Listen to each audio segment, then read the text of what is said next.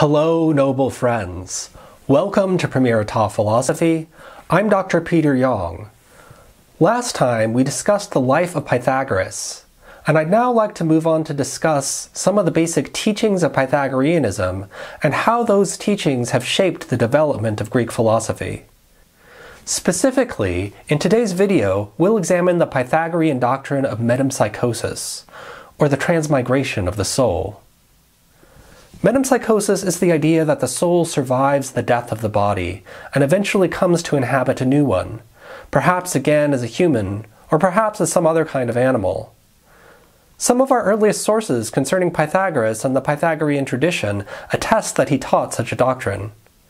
For example, Diogenes Laertius preserves a fragment of Xenophanes, which mocks Pythagoras for believing that he perceived the soul of his friend in a beaten dog. Xenophanes claims, quote, "They say that once, as passing by, he saw a dog severely beaten, he did pity him, and spoke as follows to the man who beat him. Stop now, and beat him not, since in his body abides the soul of a dear friend of mine, whose voice I recognized as he was crying." End quote. Though Xenophanes attempted to mock Pythagoras through this story, I personally find it endearing. It reminds me of a similar legend concerning Nietzsche, which recounts how he fell into madness upon seeing a horse being beaten. He was so moved by the horse's suffering that he wept and embraced it, exclaiming that he understood its sorrow. Such stories present philosophers as empathetic to the suffering of all living creatures. The doctrine of metempsychosis thus has practical consequences for those who adopt it. For this metaphysical doctrine about the soul's fate after death grounds a corresponding set of ethical responsibilities. In the case of Pythagoreanism, it provides the metaphysical rationale for the practice of vegetarianism. Porphyry, for instance, records that Eudoxus claimed that, quote, "Pythagoras practiced the greatest purity, and was shocked at all bloodshedding and killing, that he not only abstained from animal food, but never in any way approached butchers or hunters." End quote.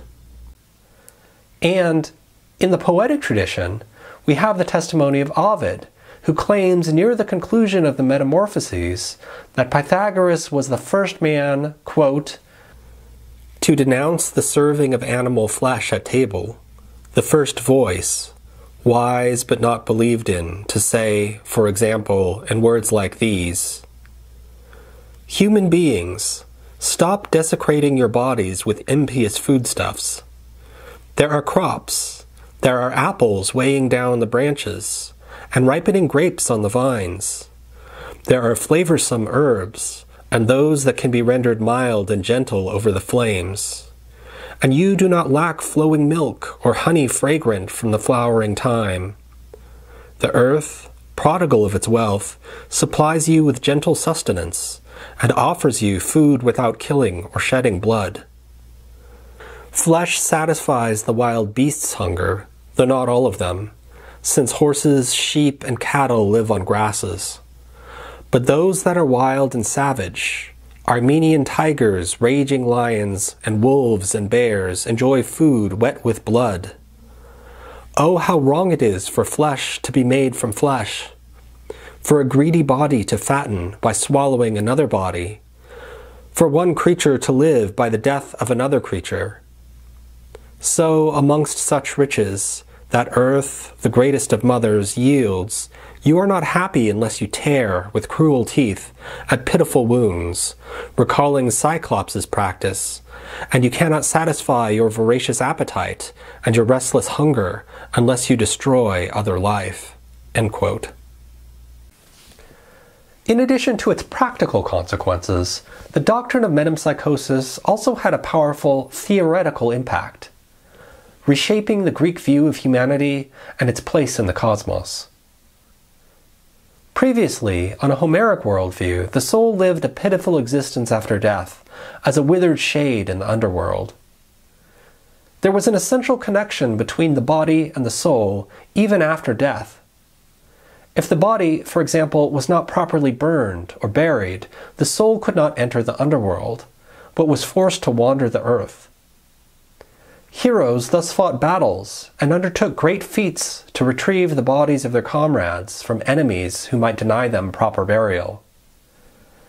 Likewise, even when the body is given its proper funerary rites, the soul shares in its parched and powerless existence as a shade.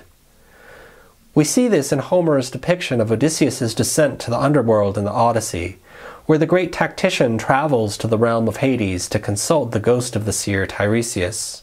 To communicate with the dead, Odysseus must pour blood for the shades to drink before they can speak. Homer describes the scene as follows, quote, "Now when, with sacrifices and prayers, I had so entreated the hordes of the dead, I took the sheep and cut their throats over the pit, and the dark clouding blood ran in, and their souls of the perished dead gathered to the place, up out of Erebus. These came swarming around my pit from every direction, with inhuman clamor, and green fear took hold of me." End quote. This swarm of hungry shades surrounds the blood, looking to once more drink in the power of life and find a voice to tell their tales. This pitiful existence awaits all humans, regardless of their station or of their actions.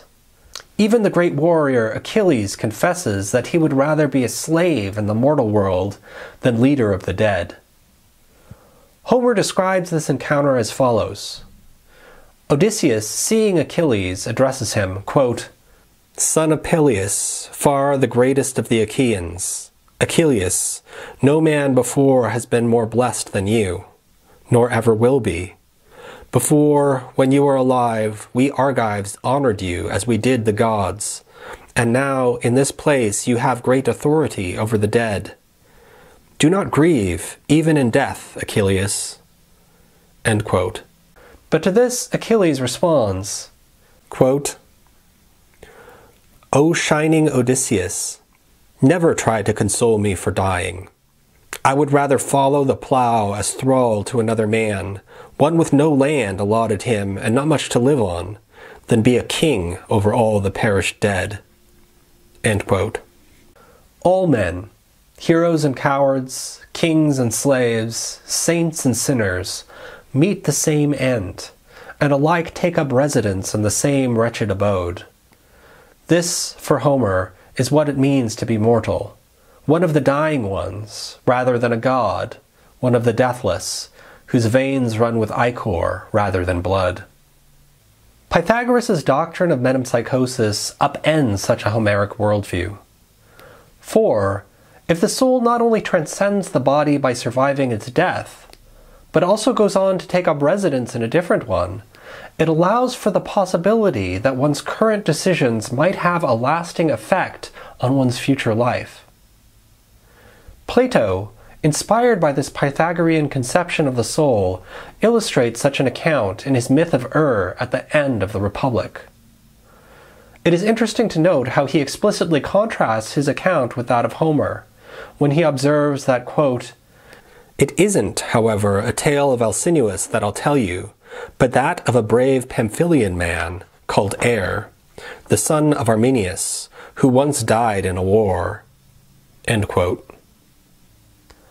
Alcinous was the mythical king of the Phaeacians, whom Odysseus was addressing when he told his story of his descent to the underworld.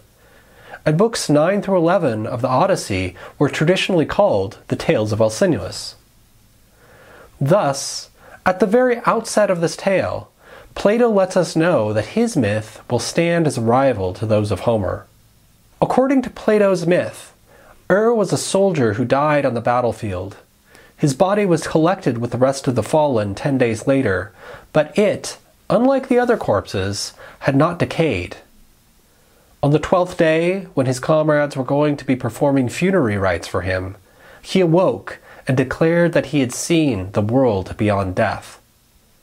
According to men are judged for their lives, the just ascending to the heavens with the account of their deeds written on their chests, and the unjust descending into the earth, with the account of their deeds hung across their backs.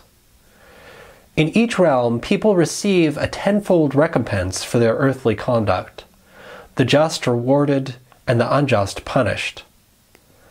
After this, the souls return to a meadow where they prepare to once more incarnate on earth.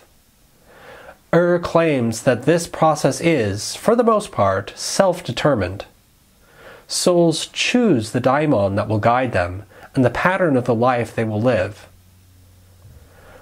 Plato has Lachesis, one of the three fates and daughters of necessity, announce this point explicitly when she claims, quote, "Your daimon or guardian spirit will not be assigned to you by lot.